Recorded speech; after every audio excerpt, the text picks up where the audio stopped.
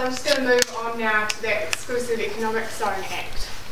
So this is a new piece of legislation.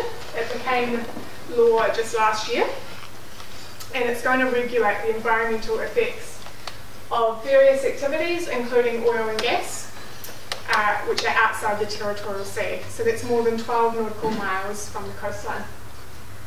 It's not currently enforced, so it's gone through all the parliamentary processes, but it won't be enforced until regulations come into force, or at the latest mid-2014.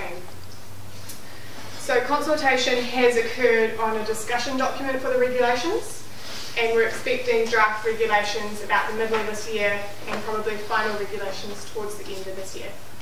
So it'll probably come into effect later this year or early 2014 maybe.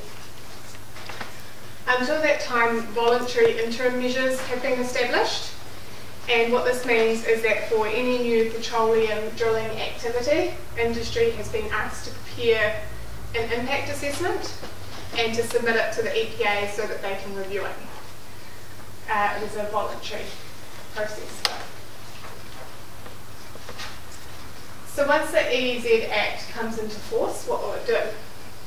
So its purpose is to promote the sustainable management of the natural resources of the Exclusive Economic Zone. So it's very similar purpose to the RMA. And it does a very similar thing.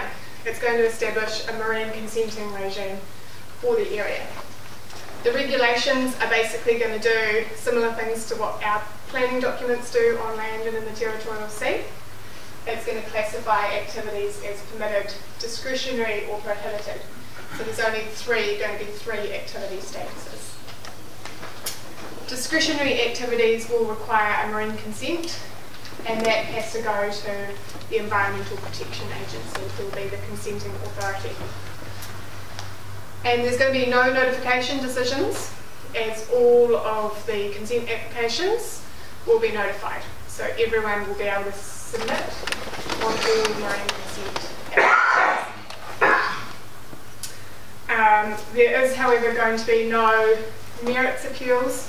So at the moment, resource consent applications under the RMA, merit appeals to the Environment Court. Under this Act, there will be appeals only on points of law, so only on legal questions.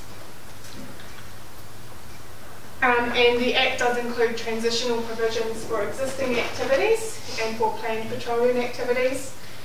Basically, the general gist is that some of these existing activities will have 6 months to continue while they start an application for a marine consent.